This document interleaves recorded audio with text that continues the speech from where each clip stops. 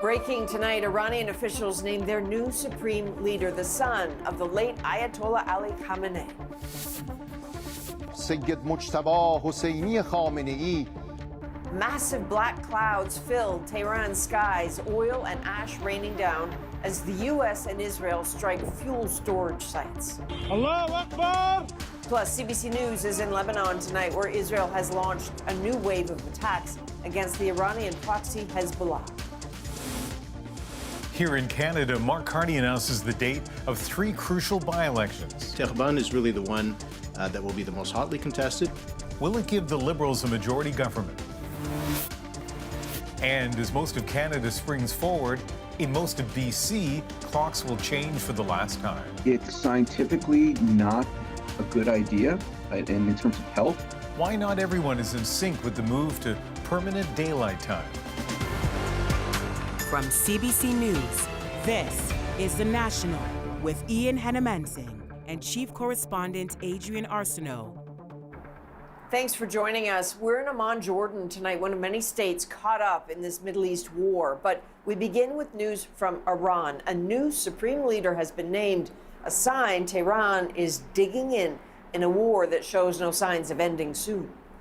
Now, according to Iran's state media, Mojtaba Khamenei has been chosen to succeed his father, Ayatollah Ali Khamenei, who was killed in the first wave of U.S.-Israeli strikes. Donald Trump has previously said Mojtaba would be an unacceptable selection and warned any new leader without his, meaning Trump's, approval would not last long. The news comes as thick black smoke engulfs Tehran. Israeli strikes on oil depots filling the air with toxic fumes, oily black rain hitting the streets below. Strikes from Israel and the U.S. are intensifying, and Gulf nations continue to report attacks from Iran. Margaret Evans is in Erbil, Iraq tonight as the conflict continues to widen. She begins with what Iran's new supreme leader could signal for the war. From the father to the son, Iranian state media announcing that Ayatollah Ali Khamenei's son Mojtaba will replace his slain father as Iran's new supreme leader. The news declared in the early hours of the morning after earlier hints that Iran's assembly of experts had made their choice. A clear decision of defiance in the face of Israeli threats that whoever was chosen would remain a target, and U.S. President Donald Trump's declaration that any new leader wouldn't last long without his approval. Authorities urged people to take to the streets in celebration. Mojtaba Khamenei, only the third supreme leader of the Islamic Republic since its founding in 1979. The decision is a clear effort to present the image of a regime in control, even in the midst of war. But opposition to the theocracy made itself known moments after the announcement. Shouted from rooftops in Tehran, "Death to Mojtaba," they're saying, "Down with the dictator." Many regime opponents hope the war will succeed in bringing it down. U.S.-Israeli attacks escalated Saturday night with strikes against 5 oil depots in and around the Iranian capital. Fires popping off on nearby streets. Black clouds still spreading above the city in the morning like spilled ink. Some opponents of the regime inside Iran say the pain ordinary people are suffering in the conflict is a sad but necessary price. We don't want our country to be attacked and destroyed, says this man, whose identity we're protecting. On the other hand, we don't want the Islamic Republic to stay in power. All this destruction is reversible, he says, but what the regime might do if it stays in power, that's irreversible. Whether the regime will be able to do that, of course, Adrian, is the great unanswered question, especially now. Margaret, what's your sense of how opponents of the Iranian regime are taking this news of a new supreme leader? Yeah, you know, when his father, Ali Khamenei, was killed on the first day of the war, regime opponents really saw it as kind of a Berlin Wall moment. It was serious. The regime was going to end, if not immediately, soon. The appointment of his son, a hardliner, is very much an effort to counter that narrative. Whether it will work, again, an unanswered question for now. All right, thank you. That is Margaret Evans in Erbil, Iraq tonight. So let's go right to Nader Hashemi now, an associate professor of Middle East and Islamic politics at Georgetown University. So Nader, we've been talking about the new supreme leader. Help us out here. What can you tell us about Mojtaba Khamenei? Well, he's somewhat of an enigma in the sense that he has no public profile. No one has really seen him in person, read anything, heard a speech by him. But he's known to be someone who is effectively running the office of the supreme leader when his father was alive, a figure who was at all of the key decision-making moments of this regime for the last at least 15, 20 years, very closely connected to the Revolutionary Guard Corps, and someone who, represents continuity with the existing political system in Iran, and someone who has been appointed because the goal of the ruling elites in Iran is to keep the system going during this existential crisis. So that's a summary of who he is and the reputation that he has. So we've heard the U.S. President Donald Trump say, this selection is unacceptable. So to choose him, what does that tell you about what's coming? That Iran is going to continue to push back against this American and Israeli attack. I think his appointment at this moment is really a slap in the face to Donald Trump. It's a message that they're sending that Iran is not going to capitulate or surrender, as Donald Trump wants them to do, and that this war is very much still in its beginning phases. That's my reading. And just if I think about the people in Iran, does life for them change at all with a decision like this? And if so, how? No, because he represents continuity with the system. So it means more brutal authoritarianism, more repression.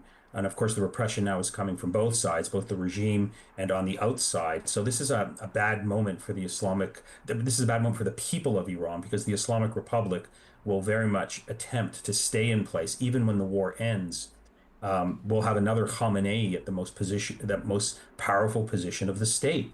And so I think, one of the problems that this new leader has is his name. His name is associated with, failed policies and with state repression. So it's going to be a disappointing moment for, in my view, the vast majority of Iranians who want political change. I don't think they want this war, but they certainly don't want another Khamenei ruling over them.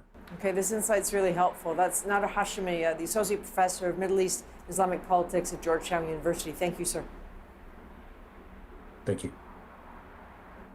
The United States is now ordering non-essential diplomats and their families to leave Saudi Arabia as Saudi officials report their first civilian deaths of the war from a projectile that fell on a residential area, killing 2 people and injuring about a dozen others.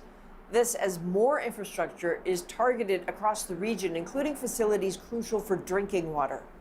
Iran is accusing the U.S. of striking a desalination plant, impacting the water supply for 30 villages. And Bahrain says Iran damaged one of its plants, though its water supply appears to remain intact.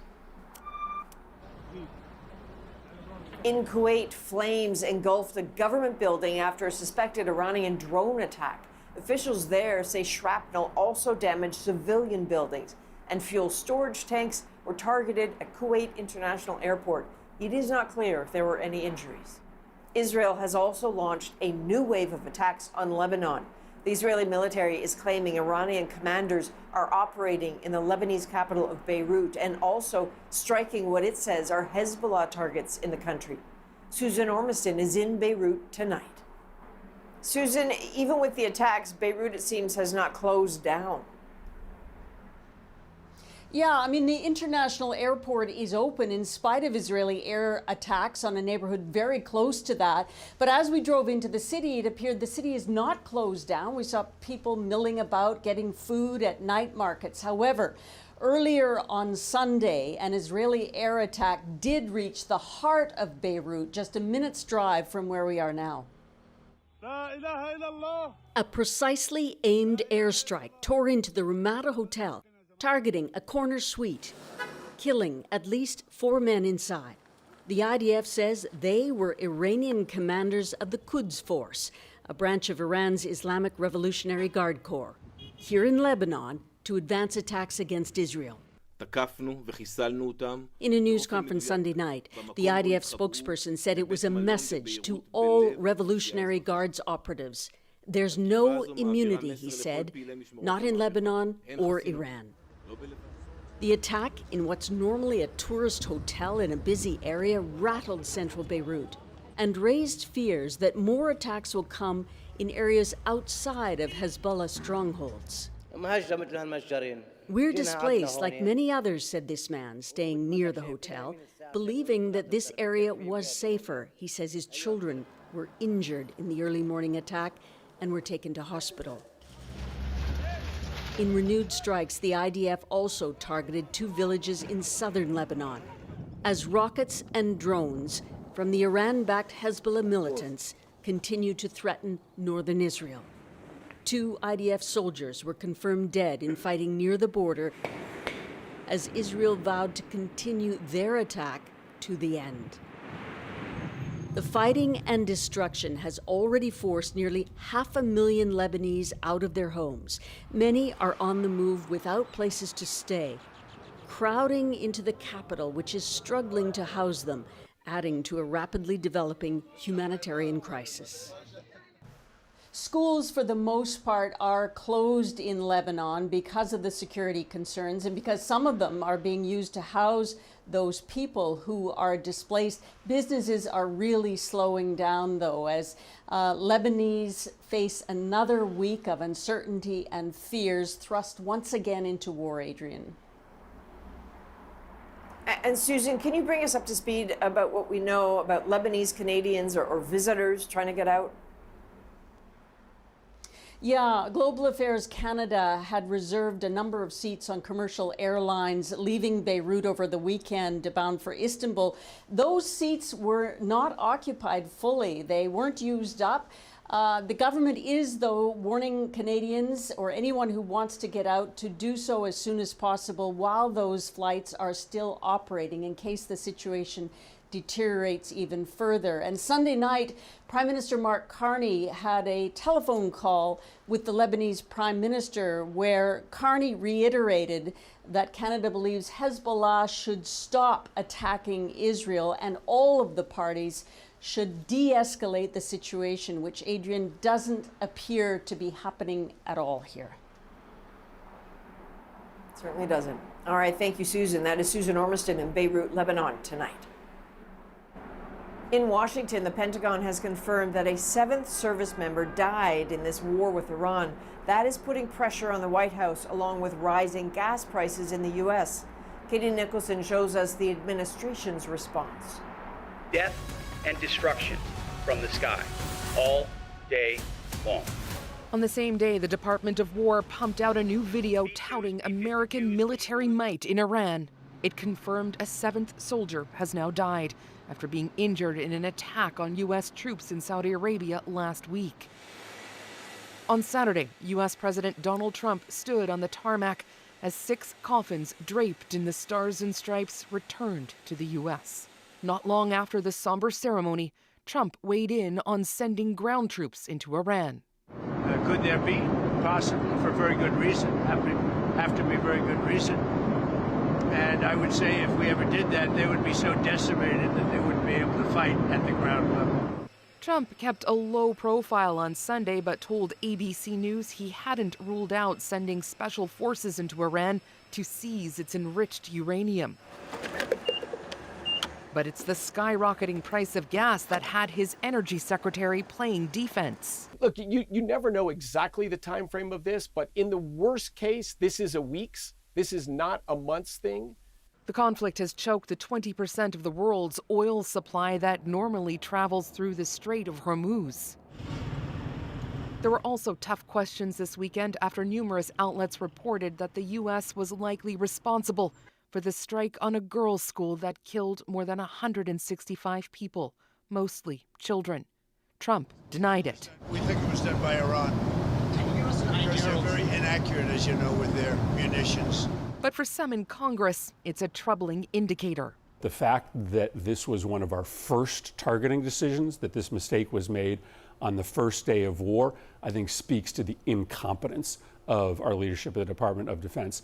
Another potentially troubling development overnight, minor damage at the U.S. Embassy in Oslo after an explosion. The State Department is investigating, this just a week after warning Americans around the world to be extra cautious. Katie Nicholson, CBC News, Washington. More Canadians are making it back home from the Middle East, with some criticizing the government for its lack of help. You know what they said? Just wait. If you are not in a rush, just wait. Oh, okay. I'll tell the missiles that are coming, if they are coming, I'll tell them to stop, not to fall. Another passenger on this flight from Abu Dhabi said he was forced to pay $10,000 per ticket because only first-class seats were available. The federal government said it has block booked hundreds of seats on outbound flights from Lebanon and the United Arab Emirates. It has also hired buses to get Canadians out of Israel and Qatar. More than 5,000 people have asked the government for help in getting home. Now, China has strongly condemned the war on Iran, but without ever mentioning the U.S. or its president. CBC News is back in China, a sign of improving relations with Canada. Chris Brown reports from Beijing on what seems to be a very strategic stance. With China's supply of oil and its immense economy jeopardized by a war initiated by the United States and Israel, it has a lot riding on the attacks on Iran ending soon. This is a war that should never have happened, said Wang Yi, China's foreign minister. His giant news conference in Beijing, attended by CBC News, was carefully orchestrated. Unlike Donald Trump's impromptu, freewheeling media gatherings, questions here had to be submitted weeks ago, and Wang's answers tried to position China as a source of stability. Iran's sovereignty and territorial integrity must be respected, he said. There can be no returning to the law of the jungle. But notably, even though Iran is a strategic partner for China, Wang did not directly name either the United States nor its president as being at fault. Perhaps that's because Trump is planning to visit Beijing in just under 3 weeks. And economically, the Chinese have a lot riding on his trip, says this analyst. This effort also to couch some of that criticism in terms of some countries, as opposed to the United States. Instead, Wang saved his toughest comments for Taiwan, saying reunifying the democratically governed territory remains at the core of all of China's core interests. Some military observers have noted China has suddenly pulled back nearby military drills of late, again, possibly trying to improve the political climate ahead of Trump's visit.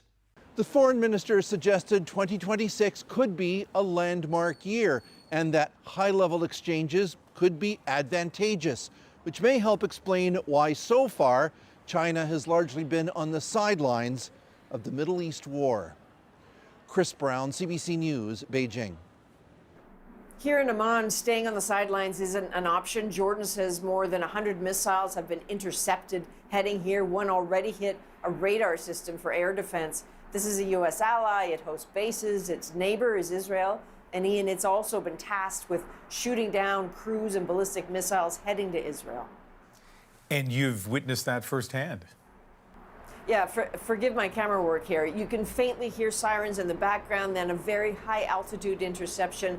From the heightened distance, definitely looks like something heading for Israel. Those sirens and interceptions seem to happen multiple times a day here. I haven't seen much panic or anxiety about that. The sense you get is Jordanians may see this as the neighbors fighting. It's unlike the Gulf states. The targeting of those seems to be growing. Iran has been very clear. Its goal is to make those states reconsider alliances with the U.S. and decide it's not worth it. Iran can't win this militarily, but it certainly can inflict enough pain to, it hopes, shift alliances. And those Gulf states, Ian, seem uniformly livid. And so we wonder how that anger will affect what comes next. Indeed. I mean, if you think about Saudi Arabia, it has one of the most powerful militaries in the Middle East. Does it use that offensively? Do these states decide to do as Iran wants and pull back on U.S. connections? I would say also, Ian, let's watch the water.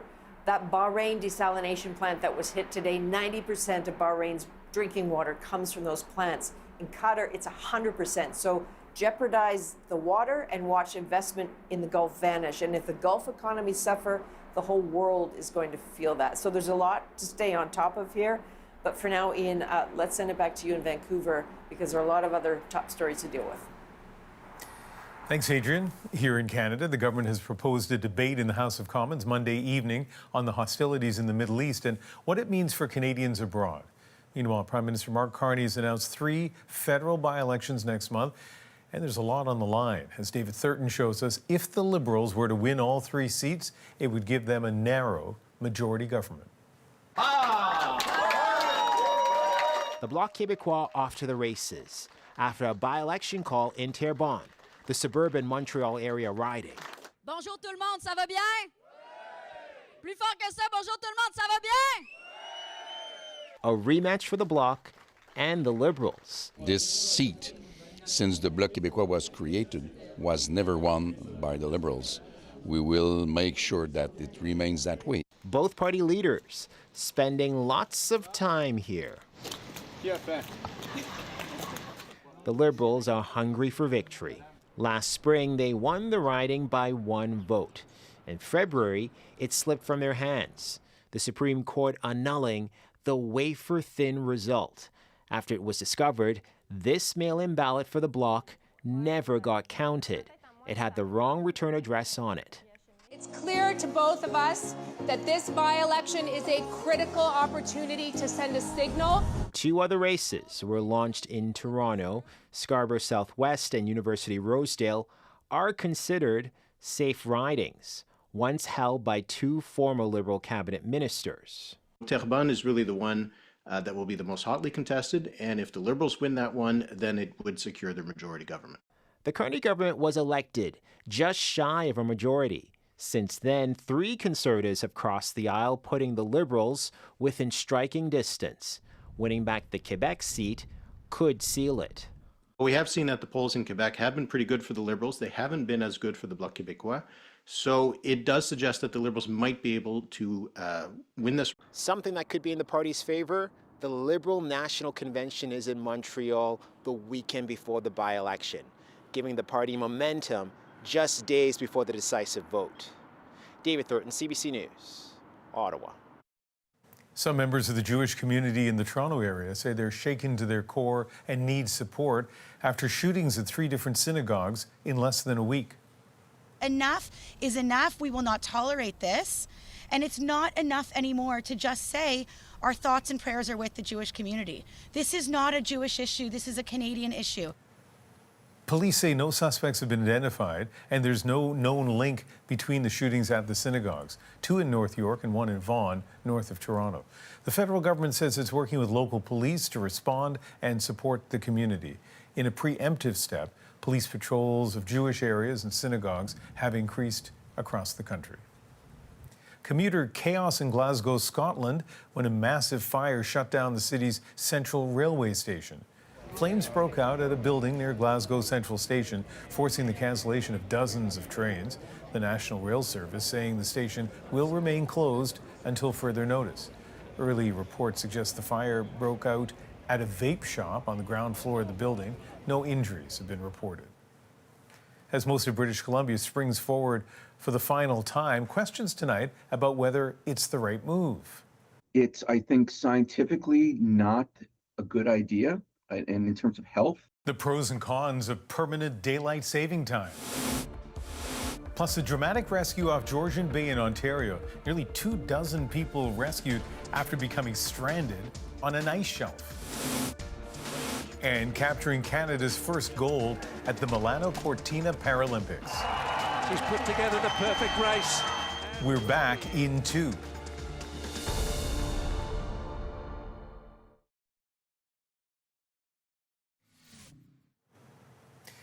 A major highlight for Canada Sunday, the Milano Cortina Paralympics.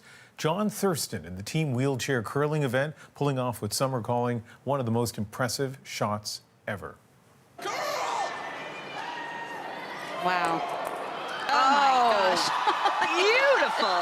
Oh my gosh. Thurston navigating a narrow port to take out two of Norway's rocks. The team went on to score 6 points in the sixth end, securing a commanding 9-2 win for Canada.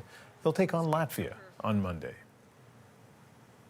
Now to an incredible rescue operation that unfolded this afternoon on Georgian Bay in Ontario. Yeah, close. There. Oh, just blew the sweat away. Okay. Got him. Can we have one? Okay, it's a bit hard to see this, but those are people stranded on pieces of ice that broke off from the shoreline, 23 in total, said to be groups of ice fishermen. They were swept out about 2 kilometers by strong winds and current. That led to a major rescue operation, including fire crews, paramedics, a police helicopter, which scooped up the stranded people. It happened just north of the city of Owen Sound. There were white caps blowing on the water. The water was very rough. The rough water, you could see it almost kind of breaking up the ice as you watched, and it becoming slushier. You could see these people trying to stay very still. Incredible. People rescued were flown to a nearby golf course where they were treated for a variety of minor injuries and hypothermia. Many Canadians had one less hour of sleep last night, and for many people in BC, this is the last time we'll have to change our clocks. Most of the province is now permanently on daylight saving time. But as Yasmin Flanea explains, some experts say standard time may have been the better choice. Most British Columbians woke up Sunday an hour short of sleep, and they won't get it back in the fall. BC is joining most of Saskatchewan and the Yukon in not changing their clocks. The province is adopting daylight saving time year-round. I don't like that, but I do like the idea that we keep a common time across the year. Yeah, more time in the evening is always better. The change means more afternoon light in the winter, but on the shortest day of the year, the sun won't rise until 9:08 a.m. in Vancouver. In the morning, it'll be dark. By the time you come home, it'll be dark. Your whole day will just be gone. I don't know. With studying, I definitely do it with the light. Health experts say morning light is crucial for our sleep cycle, and that standard time, which splits daylight more evenly between the morning and afternoon, would have been the better choice. Being in permanent standard time, from a circadian perspective, is going to be healthier, especially when it comes to strokes and obesity. The Stanford University professor was surprised to see his work cited by the BC government when it announced the change to permanent daylight time. It's, I think, scientifically not a good idea. And in terms of health, I don't think it's a good idea to do that kind of switch. The time difference between BC and most of the rest of the country will vary by season. For example, Vancouver will be 2 hours behind Toronto in the winter, but 3 hours behind in the summer. Tricky keeping up with, keeping track of time with family in Calgary. BC says local governments can still set their own time zones if they want, and several in the eastern part of the province say they will. But the premier wants West Coast states, California, Washington, and Oregon, to switch to permanent daylight time too, so that travel and trade don't take a hit. Yasmin Ghanea, CBC News, Vancouver.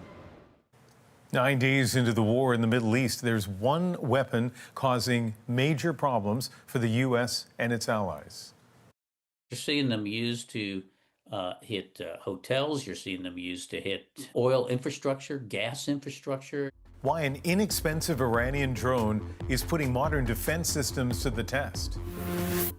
Plus, the potential impacts of a major BC court ruling that recognized Aboriginal title over privately held land. You don't need to be a lawyer to figure out that you can't have two exclusive rights to one thing. The National breaks down the stories shaping our world. Next.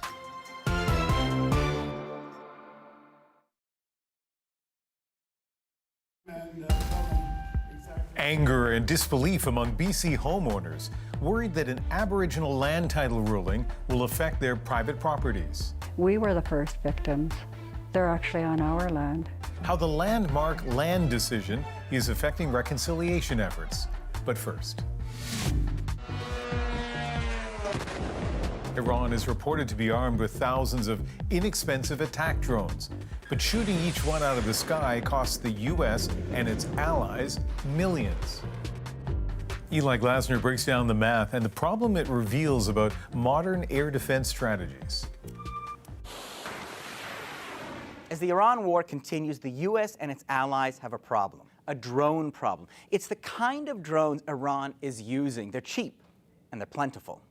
They're using these, what's being described as one-way attack drones that are very low cost, can be made in great numbers. They hide them and they're mobile, the launchers for these, and then they launch them. Retired U.S. Vice Admiral Kevin Donegan has overseen operations in Iraq, Afghanistan, and Yemen.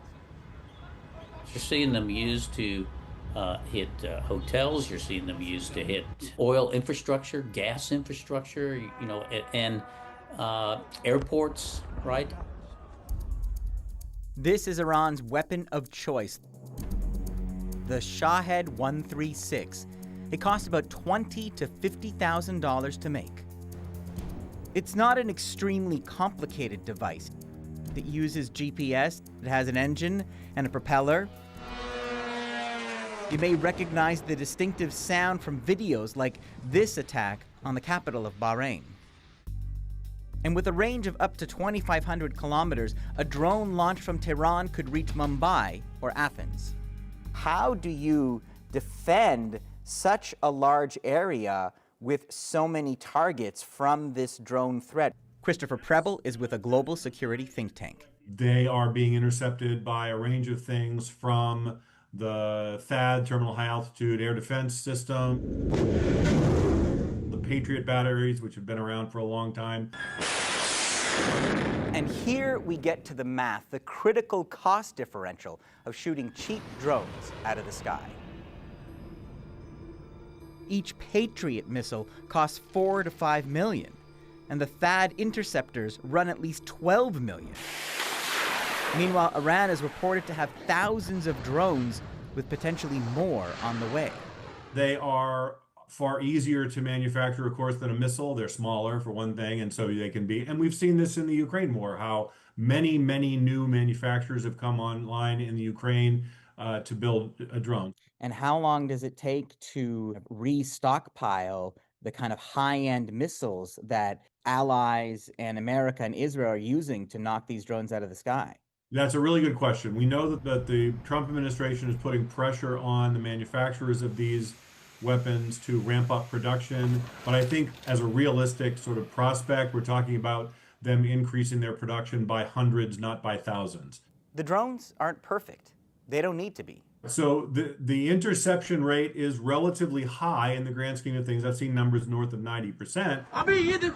And yet that 10% can cause a lot of damage, especially when you're hitting a relatively soft target. You know, it's almost like the defender has to be perfect and the attacker just has to be lucky. For the moment, Washington is sending mixed messages about drones and defense. They told us in that room that there are going to be more Americans that are going to die, that they are not in the short run going to be able to stop these drones that are going to continue to fly into the Middle East. With respect to munitions, ammunition, weapon stockpiles, the United States of America has more than enough capability to not only successfully execute Operation Epic Fury, but to go much further. Vice Admiral Donegan says the U.S. has a strategy to deal with the drones. The U.S. knows what the Iranians have, so this plan was built around that knowledge. Which includes going on offense. And that's why they're doing offensive operations that are really designed to degrade, destroy not only the launchers, not only the missiles, but the command and control systems. In just the last few hours, we hit an Iranian drone carrier ship, roughly the size of a World War II aircraft carrier, and as we speak, it's on fire. But Preble says while Western countries pile millions into expensive Air Force programs, they're fighting yesterday's wars. Other countries around the world are either buying F-35s under pressure, in many cases, from the United States, or they're developing their own fifth-generation fighters if they can. Again, I understand from a prestige perspective why countries want to have functioning air forces, but they are really undermining their long-term ability to sustain a defense capability, a defense infrastructure. Without a doubt, Donegan says drones are here to stay, not just in Ukraine and the Mideast, but beyond. I think the other way to look at this, Eli, is from the standpoint of, how are terrorist organizations going to use this closer to home for all of us? Those that don't have great militaries or armies or whatever, these terrorist organizations, they can bring that to bear to added complexity now of a drone that's a weapon involved in, we're going to see that, you don't have to be a fortune teller to say that we should be very concerned about it. Reports suggest the Americans are planning to deploy a new counter-drone system to the Middle East, which uses $15,000 a piece propeller-driven interceptors. The same system's already knocked down more than 1,000 drones in Ukraine's 4-year fight with Russia. Coming up, a controversial ruling goes back to court as BC's largest First Nation stakes claim to its historical home. We knew through our history that we belonged there, that we lived there, that we fished there, that we hunted there, that we gathered food there. How a BC court decision could affect land ownership in Canada. Next.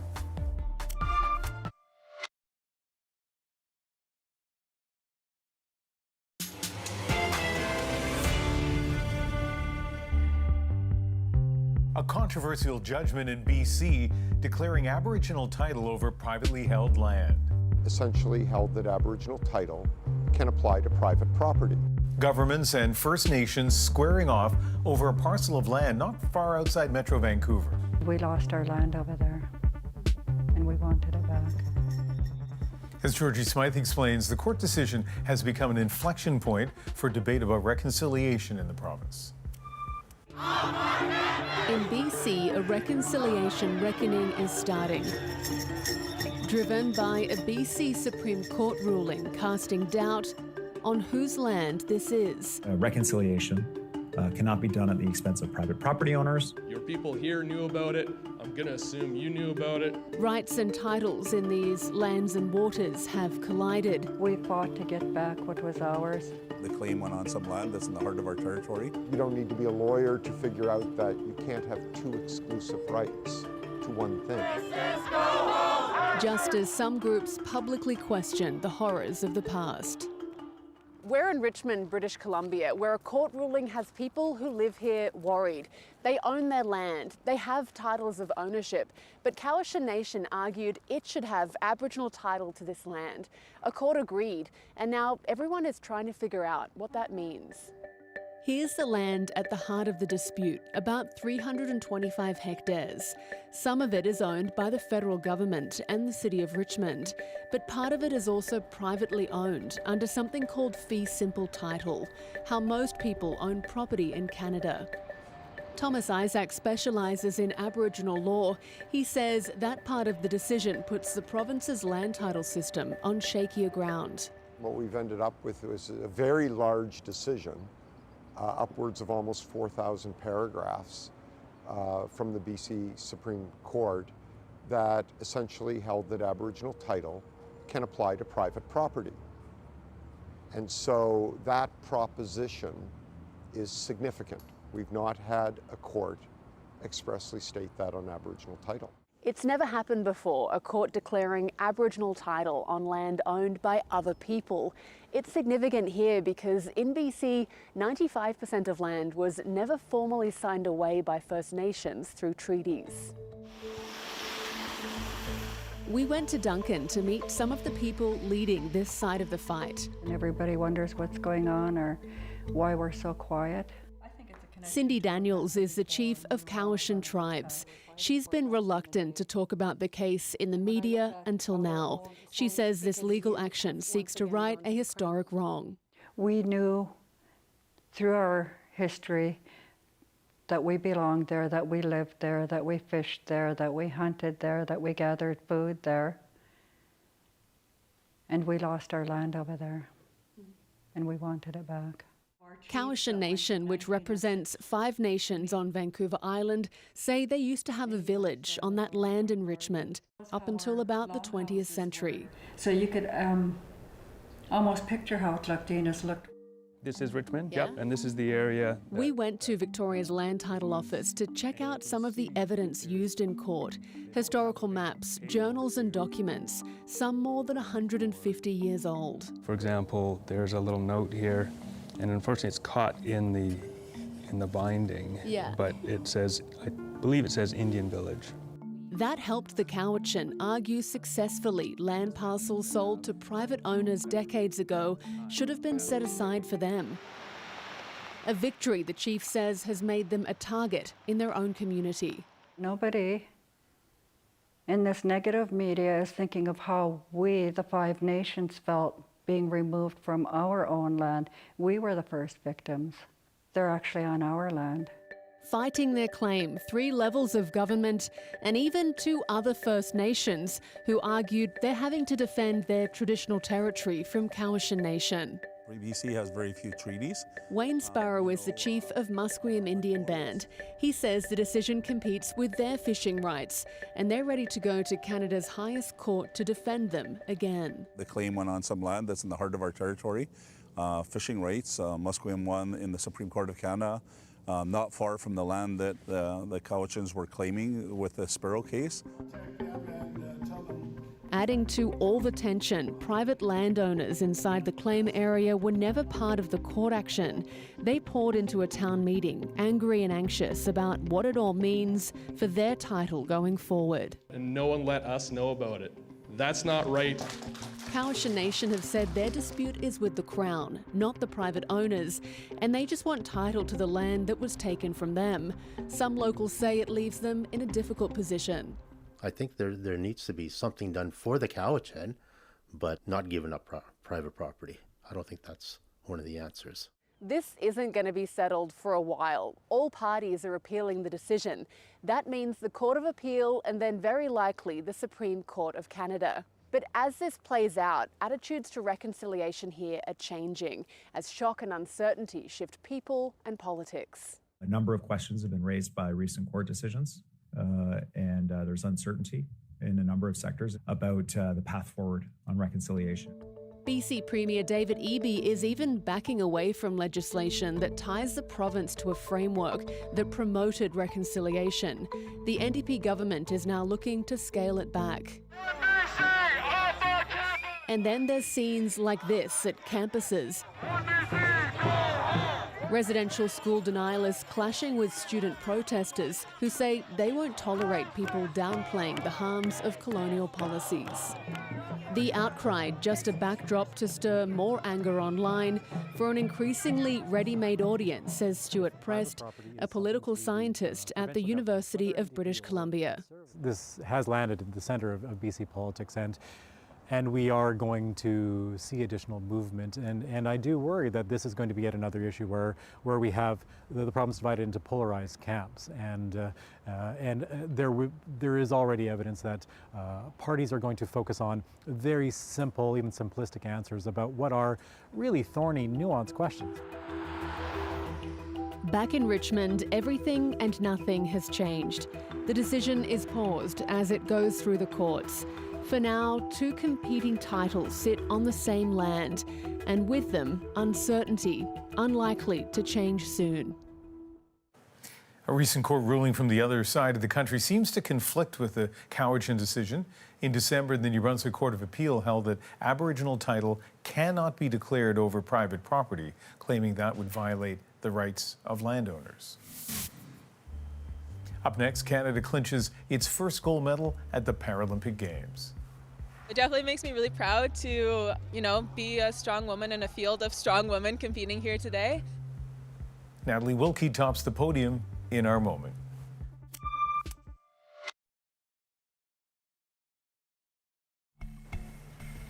That is Natalie Wilkie from Salmon Arm, British Columbia, on top of the world after her gold medal finish earlier today in the women's standing biathlon at the Paralympic Games.